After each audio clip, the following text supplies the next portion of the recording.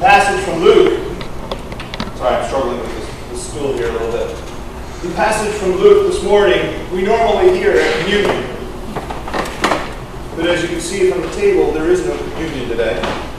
Sometimes it's good to hear some of these passages that we have at typical times, at other times throughout the year, just to hear what else that passage may have to say. And so this morning I'm focusing on that 14th verse from Luke 22. It reads, "When the hour came, Jesus and his apostles reclined at the table." And as I was thinking about this and looking at our culture today, I couldn't help but be awed by how our culture tends to change. Like most people, at least I think like most people, I long for the good old days. The days of my childhood, when life was much simpler, much easier, less complicated. That is, until I come to the realization of how much easier it is to accomplish things today.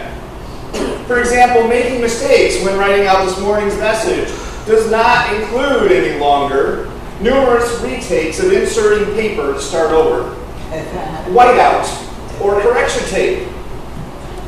Those under the age of 20 are probably looking at me with a big question mark on their face. But those of us who grew up with the old manual, or for the more fortunate, the electric typewriter, know exactly what I'm talking about.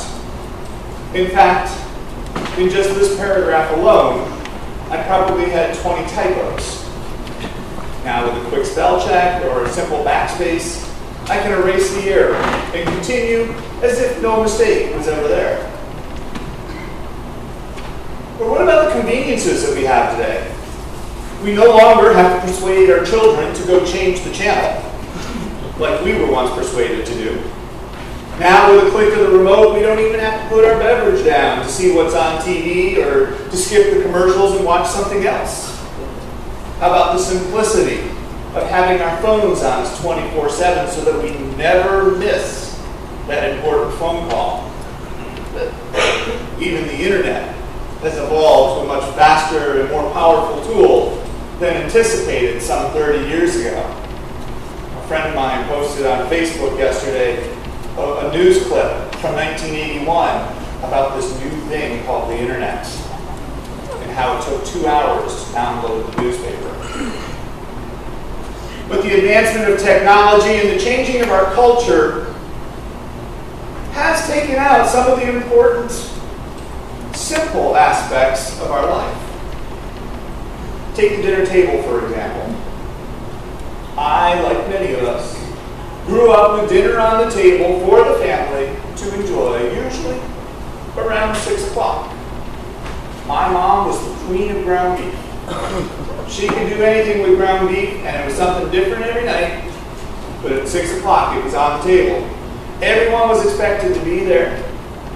And culture worked around that. At least that's how I experienced it in Michigan. Yes, my siblings and I were involved with school activities. But the school usually planned them either right after school or right after dinner. From 5 to 7 were off limits. Today with karate, dance, sports, homework, drama club, Boy Scouts, Girl Scouts, youth group, and whatever else we have we throw into our lives, there is simply no respect for the family dining room table. But yet, that's probably the most important place to be. Even as Jesus was preparing for the busiest couple of days within his ministry, he and his disciples reclined around the table. You may be asking what rebuilding the dining room table has to do with prayer, as we've been on this series revolving around that. Well, the truth is there are many benefits for gathering around the table, and prayer is only one that I'll hit on in just a moment.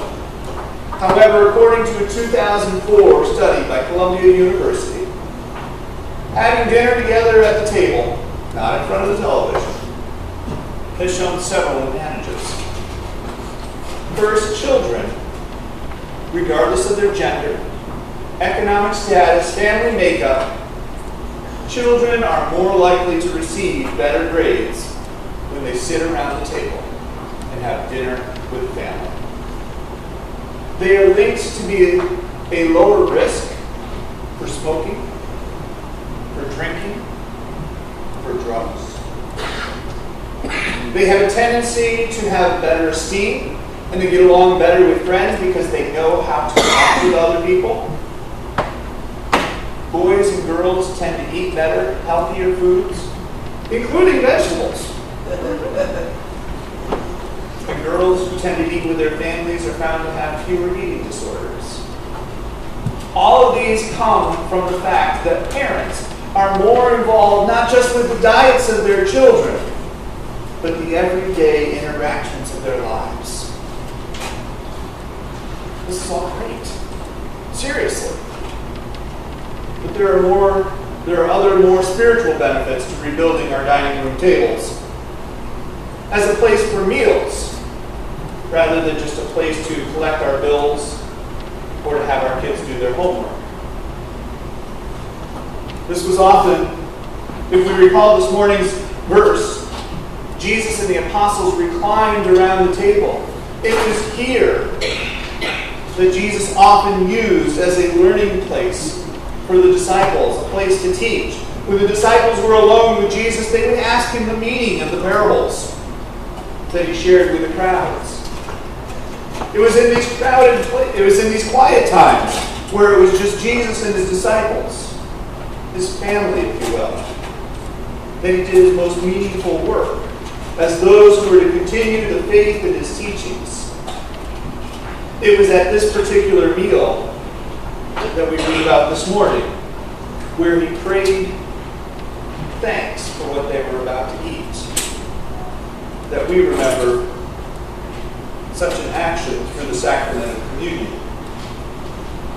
It was at meals where the business of the family was conducted, for the funds with Judas, the directions of the disciples that they were to complete the next day, and the expectations that were to be laid down for their behavior and their actions. It was at the Passover feast where Jesus told his disciples of what was to come. It was the dining room table that prepared the disciples, not just for the crucifixion of Jesus, but more importantly, for the faith that they were to discover that Jesus was the Son of God who had come to walk with them. For many, the dining room table has served that same purpose. It was where our families conducted our family business, planned vacations, and learned right from wrong. For some, it's where our faith began. It may have been just with prayers before meals, or even family devotions after dinner. However, for some, they came to find God after they left home. And they never had that foundational grounding at mealtimes. Maybe grandma or grandpa would offer a prayer at Thanksgiving, but many times even that was not available. Rightly so, without the basis around the table. For them, prayer has not been instrumental in public settings. People may be uncomfortable, may be comfortable with praying silently, or even aloud if no one is around, but for many who have never had the experience of praying before meals, verbalized prayer is alien to them and a huge discomfort. They are conscientious of praying out loud and don't know what to say. This is why we need to rebuild the dining room table. As I mentioned, I grew up with everyone every night around the table. From there, not only did we learn manners and cooperation, but we also learned to pray. We learned to pray in the safety and the warmth of our parents and our siblings. Did we like it?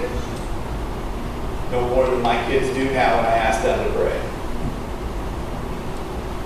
But we learned the importance of giving thanks every day. We learned the simple prayers of grace that we recited, and as we got older, we ventured into trying our own prayers. As we started, they were filled with plenty of ums and ahs as we struggled with what to say. But over time, we became comfortable with lifting a prayer to say thanks. As each of us moved into high school, college, and other groups that we were involved with, we found that we could all lift a prayer at a youth group meeting, any Christian gathering, at church, wherever we were when asked to pray, we could do so. And like our first solo flights in prayer around the table, they were uncomfortable and they were awkward. But like the Columbia University study showed, we were confident that we could do it. We learn so much when we pray around the dining room table. We learn trust because although our siblings may give us a hard time, they love us and they have our back. Because of this family trust, we are more apt to experiment with words and phrases in our prayer. We have the courage to find our voice that helps us connect with God. It gives us the opportunity to practice praying out loud in a safe atmosphere. Prayer at home makes sense, as it is the only place that we are truly in our own element. And so I challenge you this morning. You knew a challenge was coming. I challenge you from our young families to the grandparents. At your tables, whether at home this evening or when you gather with your family next time, clear off the table. Put the books and bills away. Turn the television off. Put on some music, or even better, simply enjoy the noise of your family.